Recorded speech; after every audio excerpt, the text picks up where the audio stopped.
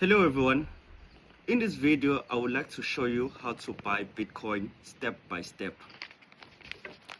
So okokuqala uvula ifoni yakho, ushona ku Chrome, uye ku Google, utype uBinance. Nasi spelling lapha sa Binance. Mosungenile ku website ya Binance, uzobona ibutton elithi sign up. Ngicela uklikhe lelo button. Next uzofaka email address yakho noma iphone number yakho, depend ukuthi kupho onakho. UBinance uzokusendela i-verification SMS code, iyona low number ekumele ifake laphana ukukhombisa ukuthi number yakho le noma i-email yakho ngempela lo ifakile.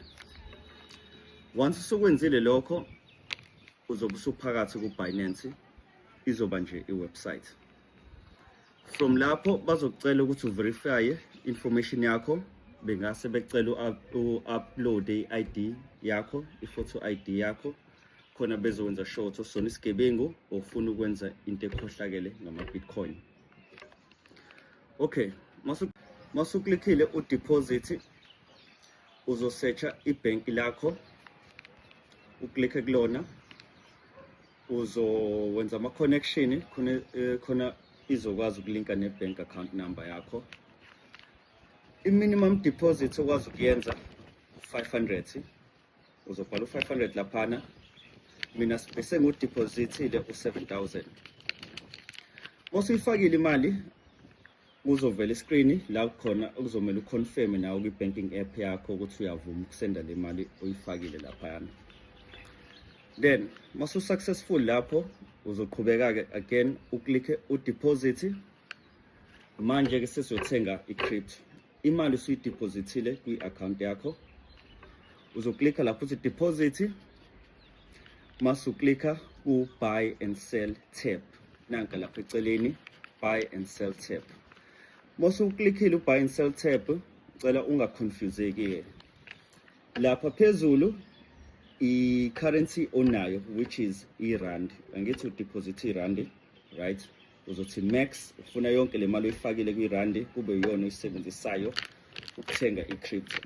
Ngezansi uzoklikha usho ukuthi yiphi i-crypto ofuna ukuyithenga. Uzokhetha i-Bitcoin, ukhethe noma i-BNB, ukhethe noma yiphi oyithandayo kule list, noma usearch ubone ukuthi likhona lelo token la. Mina ngizothenga i-BNB, so ngizoklikha u-BNB. Ngino 7,000 ebengidepositile. Nanka bangikhombisa ama-charges ami. Mosha next, confirm yonke into, uscroll ezansi uthi confirm. Ulinde umzuzwana. Once i-process isiyenzekile, i-screen sizovela kanjeyana sithi successful. Ilapho uzobe usukwazi ke lapho ukuthi uwathengile ama-Bitcoin noma uwathengile i-BNB. Usunawo usuyawa-owner akwi-account yakho. Ngicela ukukhumbula ukuthi le account oyicreatayo ibizwa nge-hot wallet, meaning i-key phrase yakho e-connected ne-crypto wallet yakho i-manager uBinance. Mozobuka le video yami yakudala uzobona lapha ngichaza nge-cold wallet. Ngicela ukwazi umehluko between we-hot wallet ne-cold wallet. Kodwa kwamanje le account i-enough, i-hot wallet nayo izokusiza. Masu ready ukuthenga ama-Bitcoin, ungang-inboxa ngizokusendela i-link yaka Binance.